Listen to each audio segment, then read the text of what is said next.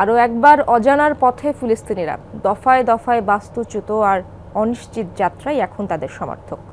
কখনো রাফা, কখনো আল মাওয়াসি, আবার কখনো দেইর আল বালাতে নিয়ে হয়েছে আশ্রয়। ইসরায়েলের আগ্রাসন শুরুর পর এক প্রান্ত থেকে অন্য প্রান্তে ছুটে বেড়াচ্ছেন গাজাবাসী। ওয়ালটন ফ্রিজ কিনে অনেকের মতো আপনিও হয়ে যেতে পারেন মিলেনিয়াল। সেরা পণ্যের সেরা অফার। গাজা ইসরায়েলি হামলা থেকে প্রাণ বাঁচাতে রাফা শরণার্থী শিবিরে এসেছিলেন হানান আল সাতারি, কিন্তু এখানেও অস্ত্রের গর্জন। যে কোনো মুহূর্তে শুরু হতে পারে জায়ানবাদীদের সর্বাত্মক অভিযান, তাই এখান থেকেও পালাতে হচ্ছে তাকে। কিন্তু কোথায়, জানা নেই সেই উত্তর।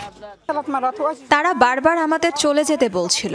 প্রতিবেশীদের থেকে জানতে পারি ইসরায়েলি বাহিনীরা এই গোটা জায়গায় খালি করার নির্দেশ দিয়েছে। এখন কি করতে পারি? মারা যাওয়া পর্যন্ত অপেক্ষা করব? তাই চলে যাওয়ার সিদ্ধান্ত নিয়েছি। এটাই বরং ভালো হবে। অন্যদের কপালে যা আছে আমাদের কপালেও তাই হবে। শনিবার নতুন করে রাফার উত্তরাঞ্চলীয় আশ্রয় কেন্দ্রগুলো থেকে শরণার্থীদের সরে যেতে নির্দেশ দেয় ইসরায়েলি বাহিনী। কখনো ফোনে রেকর্ডেড বার্তার প্রচার করে, কখনো খুদে বার্তায়, আবার কখনো বা প্লেন থেকে ফেলা লিফলেটে পাঠানো হচ্ছে এসব নির্দেশনা। সকালে ইসরায়েলি সেনাদের ফোন কল পাই, আগে থেকে রেকর্ড করা কল। ফোনে এই জায়গাটি খালি করার নির্দেশ দেয়া হচ্ছিল। এখন মাওয়াসি ক্যাম্পে যাওয়ার প্রস্তুতি নিচ্ছি। তারা বলছে এটা নিরাপদ স্থান।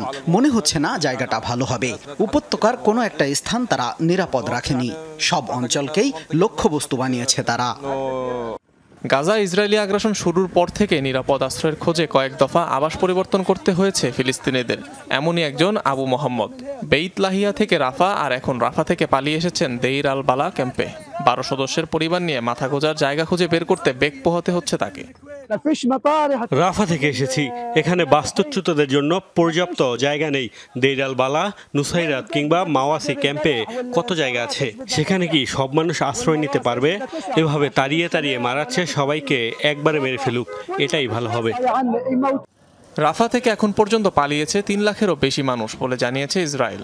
এদের বেশিরভাগেরই আশ্রয় আল মাওয়াসি শরণার্থী শিবির। পালিয়ে প্রাণ বাঁচানোর এই অনিশ্চিত যাত্রার জন্য গুনতে হচ্ছে বাড়তি টাকা। পথে যানবাহন নেই, খাবার রসদ নেই, থাকতে হচ্ছে তাঁবুতে। সব মিলিয়ে দুর্গম পথ পাড়ি দিতে হিমশিম খাচ্ছেন অনেকেই।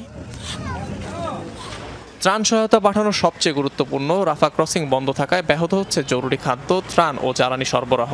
জাতিসংঘের ত্রাণ সংস্থার তথ্য অনুযায়ী গাজা উপত্যকার মোট জনসংখ্যার 75% বর্তমানে বাস্তুচ্যুত। তাদের কাছে জরুরি সহায়তা পাঠানো প্রয়োজন। অনিক রহমান, যমুনা নিউজ।